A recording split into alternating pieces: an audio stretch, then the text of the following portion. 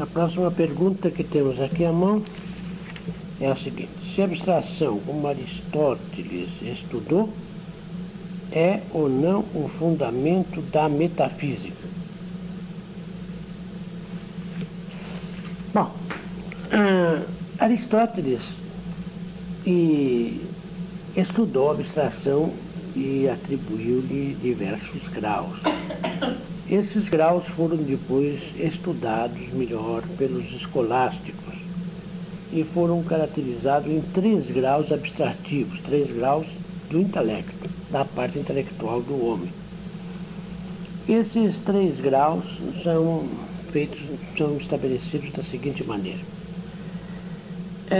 O primeiro grau de abstração do intelecto é quando é tomado o objeto abstraído da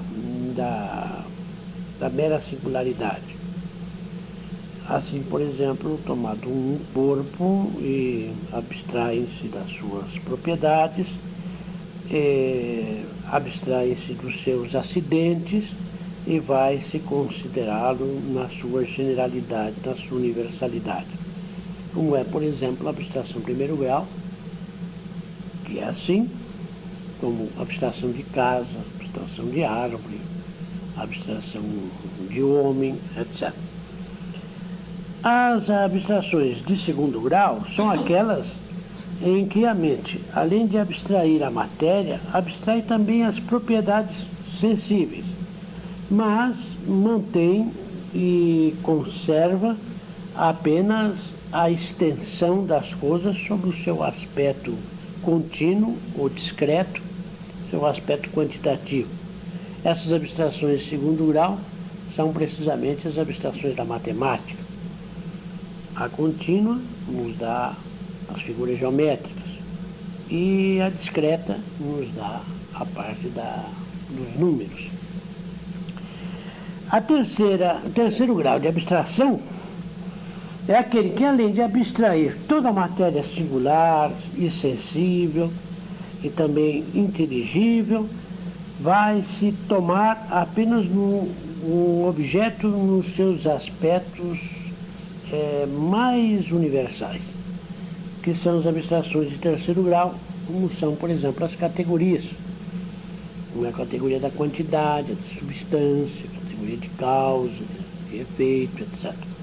Estas são as abstrações de terceiro grau. Precisamente, as abstrações de primeiro grau pertencem ao campo da ciência. As abstrações de segundo grau pertencem ao campo da matemática. E as abstrações de terceiro grau pertencem ao campo da metafísica.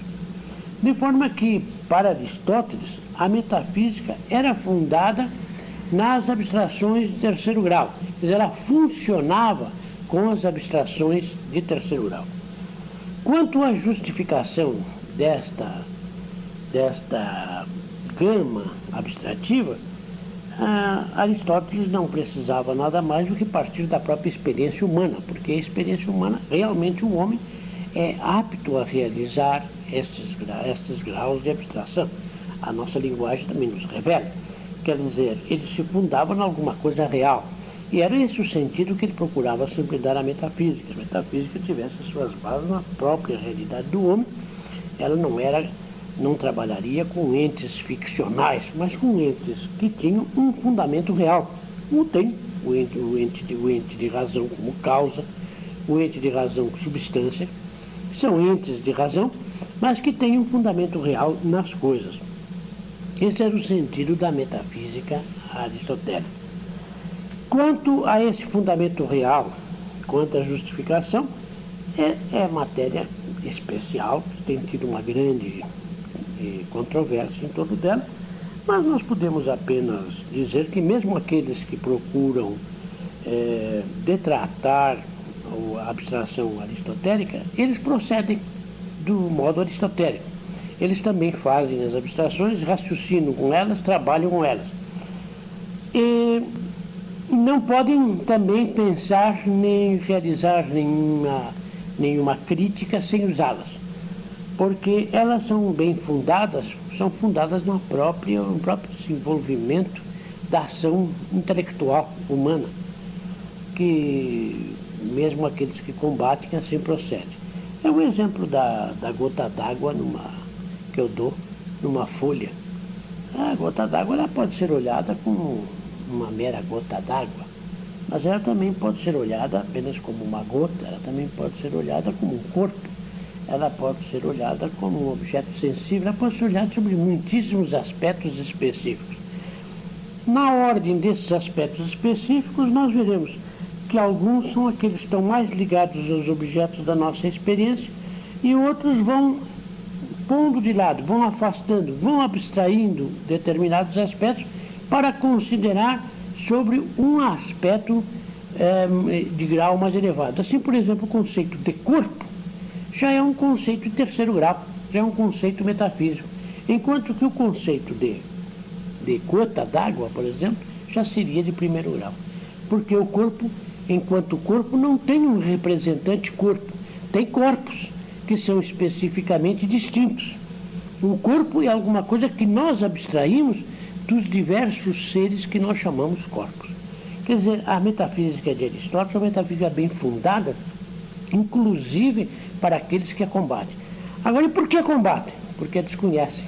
Porque eles julgam que a metafísica de Aristóteles, não é isso que eu estou dizendo, eles julgam que a metafísica de Aristóteles é construída sobre entes ficcionais, entes de imaginação, coisa que o ser humano cria, mitos, mas não é isso. Aristóteles nunca defendeu isso. Se eles lessem e estudassem Aristóteles, eles compreenderiam. Agora, não se admirem de eu dizer uma coisa dessa, porque há grandes filósofos, grandes mesmo, que nunca leram Aristóteles. Por exemplo, Kant nunca leu Aristóteles. Descartes não conhecia Aristóteles. De maneira que é suficiente esses exemplos para mostrar que não é de admirar que alguns modernos também não o conheçam e criem, então, uma concepção completamente fora da verdadeira realidade do pensamento aristotélico. Bem, eu creio que satisfiz a pergunta, vamos agora ver outras.